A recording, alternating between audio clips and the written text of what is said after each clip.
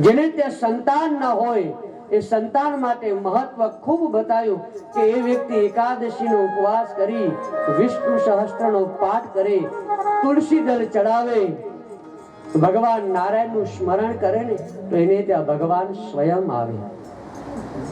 પણ દાંપત્ય જીવન બરાબર હોય તો પણ કળિયુગનો એટલો બધો પ્રભાવ છે ને, બધા વ્રત કોને આવે? બહેનોના ભાગમાં જ આવે, પુરુષોનો ભાગમાં આવે ખરા? હવે જો આમે ભક્તિ કોણ કરે? બહેનો જ કરે. નાની નાની દીકરીઓ હોય ત્યાંથી વ્રત શરૂ થાય. દોડમાના વ્રત કરે, સાકરિયા સોમવાર કરે, ભાખરિયા સોમવાર કરે. કેમ આ વ્રત કેમ કરે? હારા મળે એટલે. અને ઘણા ઓટલે બેઠા હોય કેતા હે ભગવાન ક્યાંય કેવું લાગે, આ કંટ્રોલ ના આવી ગયા લાગે. બહેનોના ભાગ્યમાં વ્રત, તમે વયો વૃદ્ધ થાય ને ત્યાં સુધી વ્રત બહેનો નહીં આવે. એકાદશીનું વ્રત, ધર્મરાજાનું વ્રત. પુરુષના ભાગ્યમાં કોઈ વ્રત આવ્યું ખરું કે હારી પત્ની મળે એટલે આ વ્રત કરો? હારી પત્ની મળે એ આવું કોઈ વિચાર્યું ખરું કોઈ કે હારી પત્ની હારું આમ? પુરુષ ધર્મ કરી શકતો જ નથી.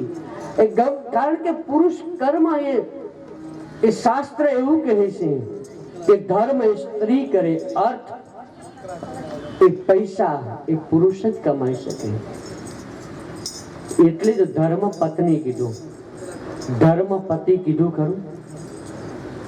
ધર્મ પત્ની કહ્યું પણ ધર્મ પતિ ન કીધું.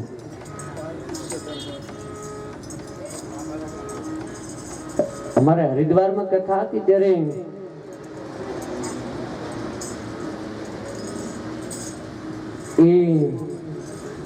આપણે આ બાજુ કોબા સર્કલ ના ત્યાં મંડળો હતા એટલે બહેનોએ કીધું કે મહારાજ તમે બહેનો વિશે ખૂબ જ વધારે બોલો છો પણ ભાઈઓને કઈ કરવાનું જ નહીં.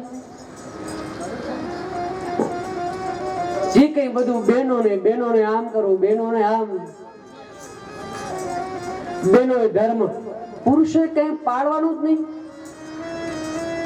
અને તોય પાછા આમ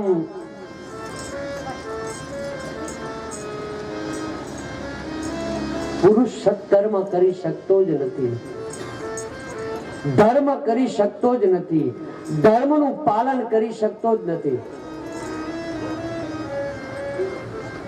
દરેક પુરુષ એવું વિચારે કે મને સીતા મળે, દરેક પુરુષ એવું વિચારે કે મને સીતા મળે, પણ પોતે રામ નથી થવું.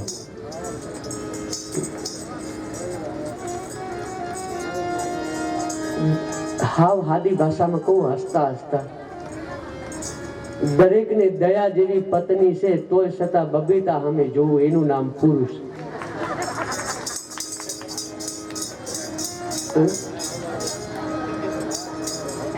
દરેકને સારી પત્ની છે છતાં પણ બસ આ પરિસ્થિતિ આવી ગઈ.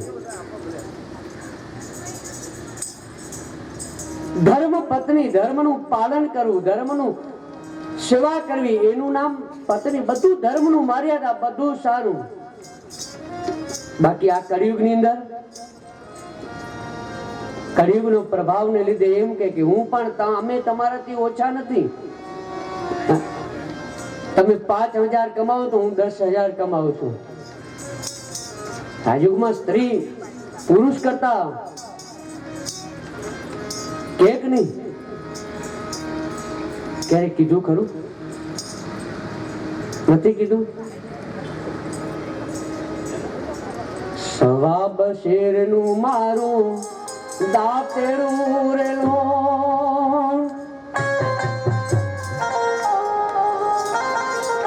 સવાબ શેરનું મારું દાંતેડું રેલો, ઘડિયોલા લાલીએ લવાર મારા હાલમજીએ,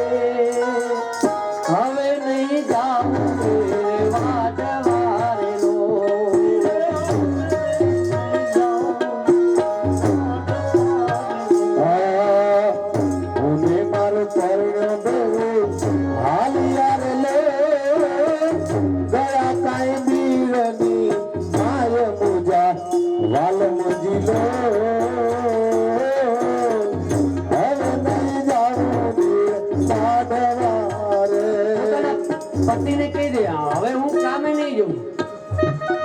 આ તમારા કરતા તમારે કેટલું બધું કામ, છોકરાને રાખવાના, એમને ભણાવવાના, એમનું ટિફિન આટલું. એક દાડો કામ કરો ખબર પડે. 4 દાડા રજા હોય છે ને તો તરત હોટેલમાં લઈ જાઓ છો, ક્યારેક રસોડામાં આટો મારો. આમ નામ હવે અમારે ક્યાં હું હવે હું કઈ કામ નહીં કરું.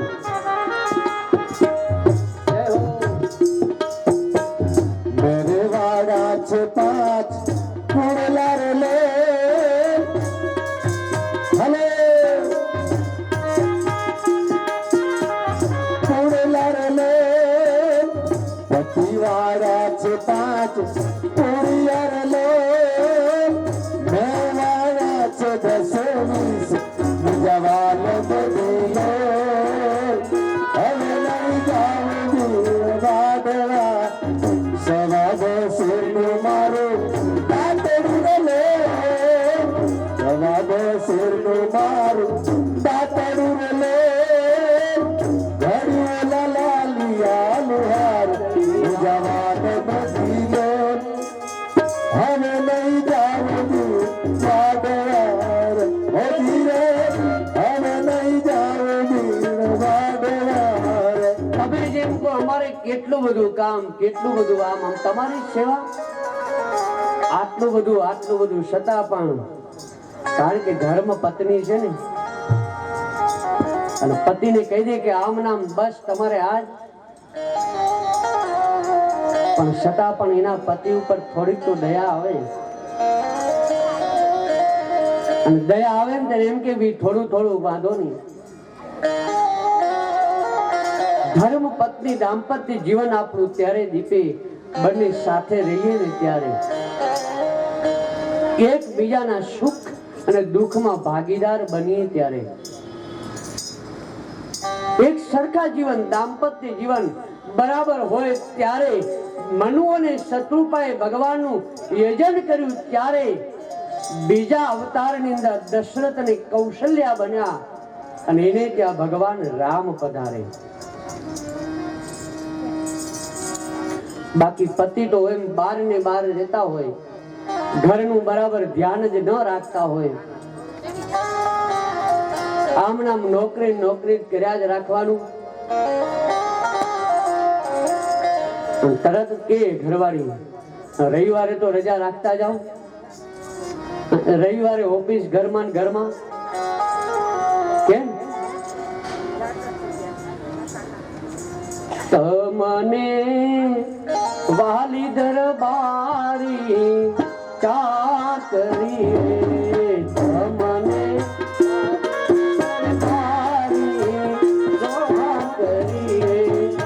અમને વાલો તમારો જીવ ગુલાબી નહીં રે જવા દઉં ચાકરી રે આભમાં જીણી જવું કે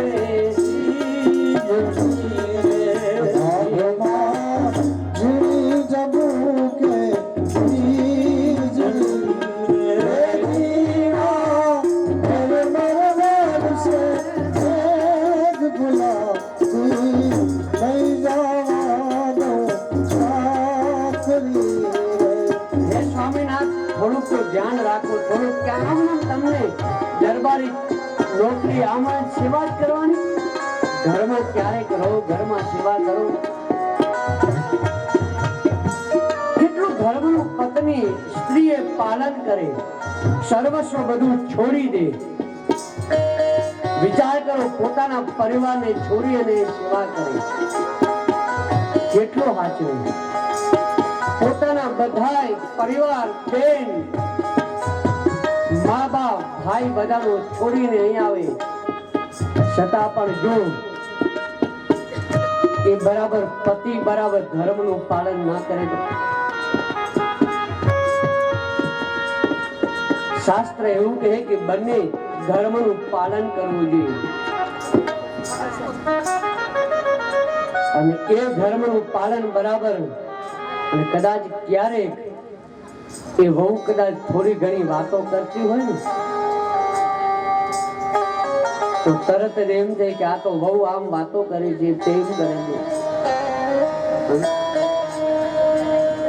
અને કદાચ ક્યારેક આડોશી પાડોશી ભેગા થાય ને એમ કે મેં મારી ઘરે કોઈ દાડો દુઃખ સહન નથી કર્યું, મેં ક્યારે મને કઈ થોડું તકલીફ નથી પડી, મેં મારા પિતાને ત્યાં ક્યારે જળ ભર્યું નથી, ક્યારે મેં કઈ કશું કર્યું, આજ આટલું બધું દુઃખ છે છતાં પણ મને થોડું ધ્યાનથી મારું ધ્યાન રાખતા નથી. દરેક સ્ત્રીને એવું તો થાય, બધાનો ત્યાગ કરી અને એ આવે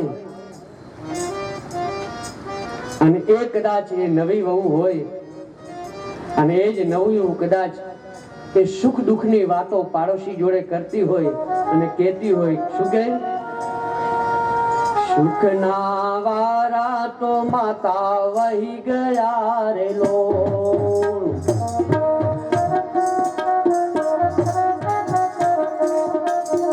દુઃખના યુગ્યા છે જીણા તારે જો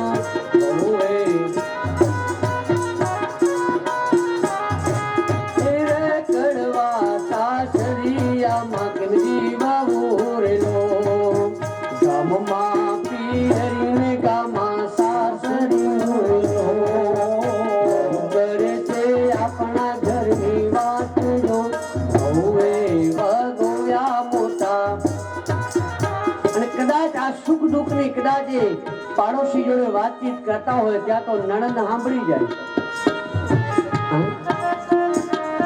કારણ કે નણંદ તો એ તો નણંદ એટલે પીએસઆઈ એટલે નણંદ બધું ઘરનું ધ્યાન રાખે. મમ્મી તું હતી ને મંદિર ગઈ ને ત્યારે ભાભી ઘી ચાટી ગઈ. હમણાં શિયાળાના અડદિયા બન્યા હતા ને છાના છાના ખાઈ ગઈ. નણંદ મારા એક શાસ્ત્રી કે સીઆઈડી ઇન્સ્પેક્ટર એટલે નણંદ બધું ઘરનું ધ્યાન રાખે, પણ એ જ નણંદ પાછી ભાભીને આનંદથી રાખે. પણ ઘણી નણંદ એવી હોય થોડી કદાચ આઘી પાછી કરે, પસવારે જઈ નણંદ એ સાંભળે રે લોલ, તો સાંભળે વહુ કરે છે આપણા ઘરની વાત જો, વહુએ વધુયા મોટા ઓરડા રે લોલ,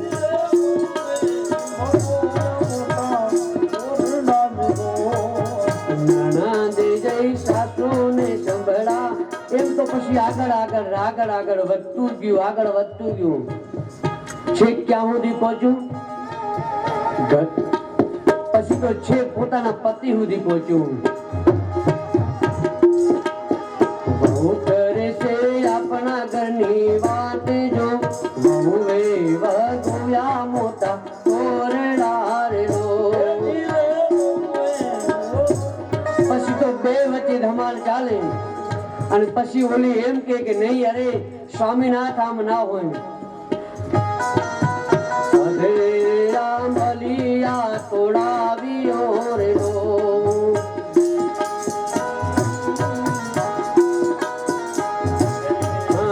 પાસેર તોડાવ્યો સુખલ ખાન જો, વહુએ વધુયા મોટા કોરડા રે લો.